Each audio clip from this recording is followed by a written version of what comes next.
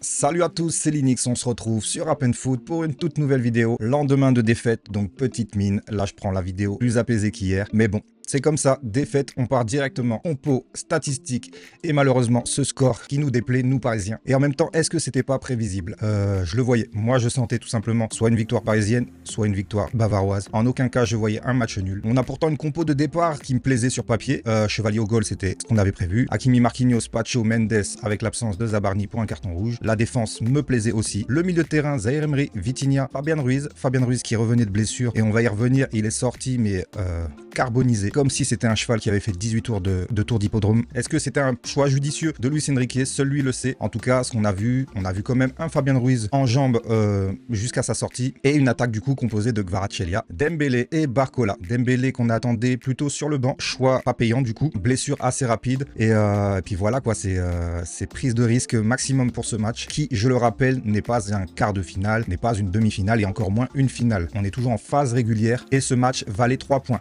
Du même que contre l'Atalanta, du même que n'importe quel match, du même que si on avait eu Kalmat Almaty dans notre phase régulière, ça n'aurait été que 3 points. Cependant, on est tombé sur un mur de Munich. Voilà pourquoi mon titre, mur allemand, sincèrement, mur de Berlin, mur de Munich. Impressionnante cette équipe du Bayern, je dois l'avouer sincèrement. Ils sont venus avec une préparation, ça se voyait, des joueurs ultra reposés, aucun retour de blessure chez eux, tout le monde était en accord avec jouer un match à 100%. Contrairement à nous, on a joué avec un retour de Ruiz, retour de Dembélé et j'ai envie de dire aussi retour de Marquinhos qui manquait 2 temps de jeu pour un match d'une telle intensité et Marquinhos, il a fait un mauvais match, hein. On va se le dire, hein. Capitaine, pas capitaine, il a fait sincèrement un match dégueulasse. Une erreur incompréhensible à son niveau de vigilance. On prend 2 buts réellement, c'est 2 cadeaux, on va pas se mentir tout simplement. Même Mendes, je l'ai pas trouvé dedans, je l'ai vraiment pas trouvé dedans. Son match contre Olysée, on va dire défensivement, ça a été, mais c'est surtout qu'Olysée a été malin et a surtout beaucoup désonné aussi, donc voilà. De l'autre côté, Harry Kane, monstrueux, décrochage, toutes les qualités d'un faux neuf actuel. En ce moment, il marche sur l'eau, donc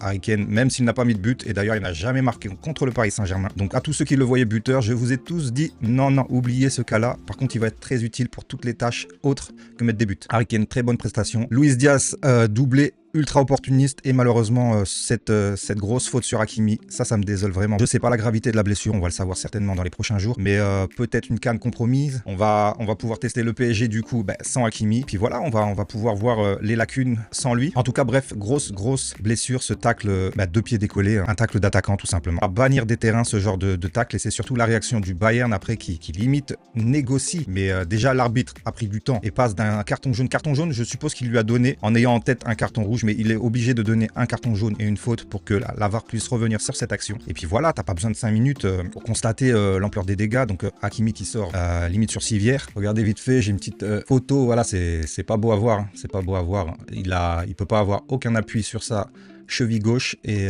espérons vraiment que ça ne soit pas très grave, qu'il puisse être mis au moins pour la CAN. Moi qui comptais suivre le Maroc dans cette CAN, vous le savez, au cas où j'ai des origines marocaines, donc voilà, j'aurais été à 100% sur le Maroc pour cette CAN, et voilà, en espérant que ça soit vraiment pas trop grave. On revient sur les statistiques d'ailleurs, et la compo aussi, donc côté Bayern, Neuer, énorme match, Neuer est toujours Neuer, un mur allemand, sincèrement, très gros match de lui, il impose dans la cage, et voilà ce qui manquerait à Chevalier, mais bon, il a le temps de progresser sur ce côté-là. Neuer dans la cage, c'est quelque chose.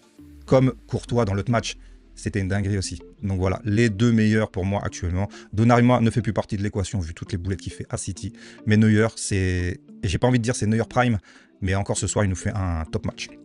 Stanisic, Upamecano, Jonathan Tah, Laimer, leur défense a été impériale. Sincèrement, voilà pourquoi je respecte cette équipe du Bayern. Et bien avant tous ces matchs, je disais que c'est l'équipe qui pourrait nous poser énormément de problèmes. Le Bayern, c'est vraiment une machine. 16 matchs, 16 victoires cette saison. Et je comprends parce que ce qui m'impressionne le plus, c'est même pas le fait qu'ils mènent 2-0 au Parc des Princes, parce que les cadeaux, on leur a donné sur plateau, sincèrement. Ce qui m'impressionne le plus, c'est justement cette deuxième mi-temps. Je vais vous mettre les stats juste de la deuxième mi-temps. Voilà, admirez les stats. Donc à la mi-temps, du coup, ils prennent un carton rouge. Luis Diaz qui sort. Remaniement, tac, et on fait cette deuxième mi-temps à 86% de possession. Donc bien sûr, quand tu te retrouves contre le Paris Saint-Germain à 10 contre 11, tu peux ne plus voir le jour. Effectivement, ils arrivent quand même à faire 2 tirs et 1 cadré. Offensivement, ça n'a pas été dangereux. Défensivement, on obtient juste sur la deuxième mi-temps 19 tirs et 8 cadrés. Malgré tout, notre expected goals, pas des grosses occasions au final, 1,54. Mais j'en ai 2-3 en tête quand même que on peut faire mieux. Et là, je pointe du doigt Barcola. Barcola sur un centre qui vient du côté gauche, nous fait un double contact en voulant tirer. Il se tire dessus au final. Tu dois pas les louper celle-là, mon gars. Tu dois pas. Ce match, tu le finis avec un tir, première mi-temps. Contrôle magnifique. Il se retrouve en 1 contre 1 face à Neuer. Et je l'ai toujours dit, Barcola 1 contre 1, c'est dégueulasse. La finition est moche. Bon, il fait ce qu'il peut. Il fait son fameux pointard. Sauf que Neuer prend pas mal de place dans ce goal. Et voilà. Mais c'est le seul tir du match de Barcola. Et pour un offensif, je suis désolé, c'est pas assez. C'est pas assez, sincèrement. Il fait 17 pertes de balles dans ce match. Donc pour moi, je dirais deuxième flop de l'équipe Barcola. Premier, je mettrais Marquinhos en tant que capitaine. L'erreur qu'il fait, c'est inadmissible à ce niveau. Heureusement que ce n'est qu'un match à 3 points, mais qui en dit long. On va dire, comme au poker, on a payé pour voir. Et c'est vraiment dommage, parce que regardez cette deuxième mi-temps, on a bien sûr l'entrée de João Neves qui change énormément de choses. Et l'entrée aussi de Kang In Lee, je tiens à souligner, moi qui lui tape dessus assez souvent. Sur ce match, il a été ultra utile. Ses centres dans la boîte étaient parfaits. Dommage qu'ils n'ont pas été repris à chaque fois. D'ailleurs, c'est comme ça que vient le but. Kang In Lee qui centre, Neves qui la reprend comme il peut, ça fait un mauvais... En fait, il faut limite louper sa balle pour contrer Neuer parce qu'elle serait toute droite, il l'aurait eu encore une fois. Et du coup, réduction du score. Mais il nous manquait soit du temps, soit de la concentration, j'ai envie de dire. Le match s'est joué en première mi-temps pour moi. Et c'est vrai qu'à 11 contre 11, le Bayern était vraiment une machine de guerre. Ils sont rodés. Je ne sais pas s'ils vont aller au bout. Mais en tout cas, j'estime que si on ne les rencontre pas, si on ne se rencontre pas, c'est un match qui peut se terminer en future finale. Un PSG-Bayern, ouais, sur un match. Mais ça ne sera pas un match à rejouer comme ça. Il nous a manqué pas mal de choses. Donc effectivement, Désiré Doué, on le souligne. Petite info. Pour ceux qui ne le savaient pas, Désiré Doué a obtenu le Golden Boy. Enfin, c'est officiel. Donc bravo à lui, mérité amplement. Et voilà quoi. Une petite pensée pour lui qui est du coup blessé. Et on espère quand même le revoir en début d'année prochaine du coup. Je reviens sur la compo. Pour ce match, chez nous, un milieu de terrain plutôt Vitinha, il a tenu son rang pour moi. Moi, c'est défensivement en fait, ça a été laborieux. On a Hakimi qui se blesse, c'est une grosse perte pour nous. On va devoir composer avec, à mon avis, du Zaïre Emery ou Neves sur ce flanc, à moins qu'il propulse Marquinhos latéral droit avec un retour dans l'axe de Zabarni. Et encore, je suis pas sûr que pour le prochain match, du coup, c'est face à Tottenham. Je suis pas sûr, vu qu'il a pris un carton rouge direct, Zabarni, je suis même pas sûr qu'il soit encore valide sur ce match.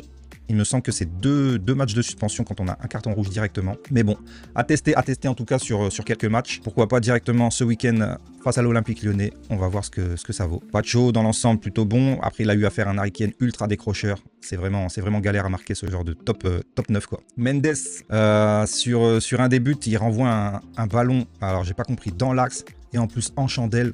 Je suis désolé mon gars, on ne fait absolument pas ça. Notre point faible a été justement les passes aériennes. On a ultra galéré et puis je pense qu'ils ont bien ciblé nos faiblesses tout simplement. Jouer en profondeur, jouer en hauteur, jouer à la tête plutôt que passer par le sol. Et voilà, c'est ce qui nous a pénalisé. Mendes, je le trouve pas ouf. Même offensivement, il n'a pas apporté autant que ça. Alors qu'on aurait pu, hein, à 11 contre 10, je suis désolé, on doit faire beaucoup mieux. Et c'est là que le Bayern m'impressionne, c'est que au Parc des Princes, à 10 contre 11 du coup pour eux, ils ont tenu la baraque. Ils se prennent un but, mais on a tellement forcé à vouloir le mettre. Je me suis dit, ça y est, 2-1. On connaît les scénarios comme ça, on les connaît, on les a déjà vécus. Ça va au moins se finir à 2-2. Et non, ils ont tenu. Ils ont tenu de ouf même. Donc bravo, prestation au top défensivement du Bayern. Je sais pas combien ça aurait pu finir à 11 contre 11. Peut-être qu'au final, on aurait perdu 3-0. Et limite, j'aurais préféré qu'on perde 3-0 et que Hakimi ne se blesse pas. C'est comme ça, c'est vraiment dommage. Donc voilà, là c'était les stats de la deuxième mi-temps. Je vais quand même revenir sur les stats globales du match. On a 2 d'expected goal, donc on aurait dû mettre plus de buts que ça. Cependant, blessure de Dembélé, le but est effectivement hors jeu, ça y a pas de souci. Il se blesse sur cette action apparemment. Va falloir quand même se poser des questions. Là, j'ai l'impression que Dembélé souffle, il a pris le ballon d'or, la Ligue des Champions, tout ça. Il n'a plus rien à prouver et peut-être que ça se voit musculairement, moins d'impact, moins d'envie, je sais pas. Va vraiment falloir quand même se poser la question. Dès l'été prochain peut-être, Dembélé, je ne suis pas sûr qu'il fasse de vieux os au Paris Saint-Germain. En tout cas, à se blesser autant. 71% de possession au niveau du match. Bon, ça s'est reflété plutôt avec la deuxième mi-temps. En première, il me semble qu'on a un 57-43. Donc on est quand même au-dessus au niveau de la possession. C'est une performance, mais ce qu'on en a fait, c'est pas ouf en fait au final. Parce que très peu d'actions, très peu d'occasions, un tir cadré en première mi-temps. Il a fallu qu'on se retrouve à 11 contre 10 pour empiler les occasions, leur mettre un peu le bouillon. Mais bon, le Bayern termine à 9 tirs et 5 cadrés malgré tout. Ils ont été plus tranchants que nous, il faut le dire. Ils ont été meilleurs défensivement. Ils ont eu un gros Neuer, une fois de plus ce soir, mérité pour eux. 16 matchs, 16 victoires. C'est une machine, c'est une machine. Je ne sais pas qui va les faire tomber, certainement personne dans leur championnat. Peut-être la prochaine journée pour eux, à l'Emirates, contre Arsenal. Un gros test. D'ailleurs, pour leur attaque, on va voir ce que ça vaut face à une défense comme Arsenal qui n'a toujours pas pris de but. Donc, avec un Luis Diaz en moins, du coup, du côté de l'Emirates, il me semble qu'ils auront à peu près tout le monde, Arsenal. Il y a une trêve qui passe par là, vous le savez, donc Gyökeres et Martinelli qui sont actuellement blessés, je pense seront revenus. Enfin bref, là on part sur un autre match. Mais tout ça pour dire qu'on va vraiment voir ce que vaut le Bayern au prochain match. Nous, notre prochain match, Tottenham qui vient d'exploser 4-0 leur adversaire du soir. Et ça sera au parc, retour de Xavi Simons, Kolo Muani qui ont fait une plutôt bonne prestation ce soir. On va voir ce que ça vaut. Cependant, il nous faudra 3 points cette fois-ci. Et là, pas d'excuses. Ce ne sera pas le Bayern en face. On est largement au-dessus de cette équipe de Tottenham. On a l'aspect psychologique en plus via la Super Coupe d'Europe. Et voilà. C'est triste, c'est triste. C'est une défaite. Il y en aura certainement d'autres dans la saison. Donc, on va pas tirer l'alarme non plus. Ouais. Je sais pas ce que vous en pensez, vous. Une défaite pour apprendre, j'ai envie de dire. J'aurais pu titrer cette vidéo comme ça. Mais bon, il y a du travail.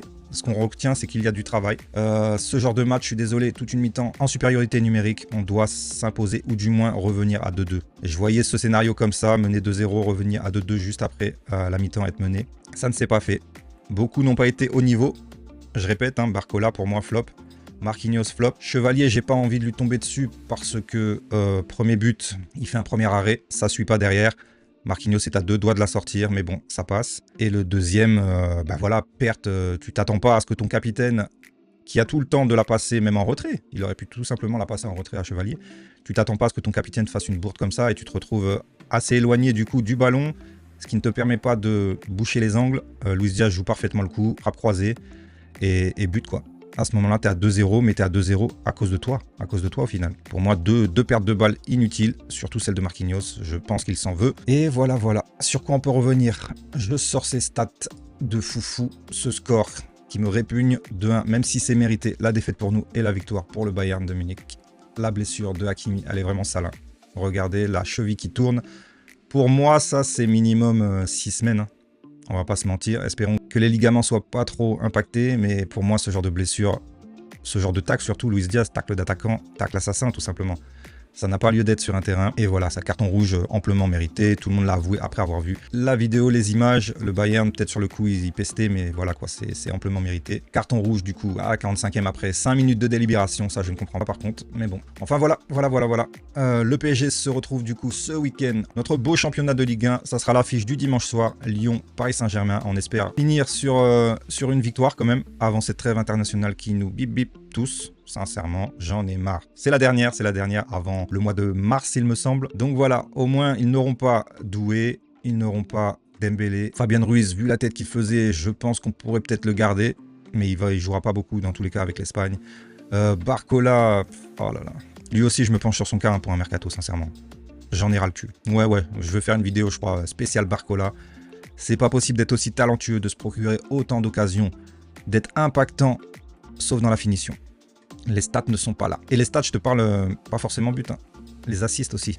Il en manque de je sais pas quoi. Mais il en manque d'un peu de tout, je pense. Et voilà, moi, ce qui m'a plu ce soir, c'est le retour de João Neves. Bravo à lui, il a été ultra impactant à son entrée. Un petit plus pour notre Coréen Kang In Lee. J'ai beaucoup aimé sa prestation, son impact, ses centres qui posaient problème à la défense du Bayern. Avec d'ailleurs 5 minutes d'arrêt de jeu, excusez-moi. Ça en valait 10 facile. Ça en valait 10 avec tout le cinéma qu'ils nous ont fait.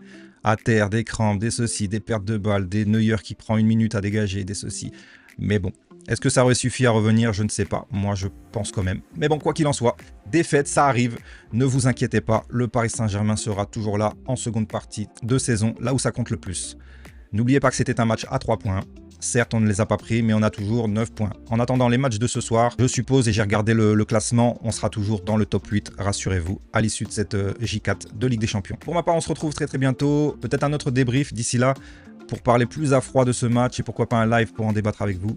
Je pense qu'on se retrouve sinon dimanche directement. Donc voilà, c'était Linux pour ma petite réaction. J'espère que ça vous aura plu. N'oubliez pas, like, comment, partage. Et on se retrouve sur Appen Foot à la prochaine vidéo. C'était Linux. Ciao.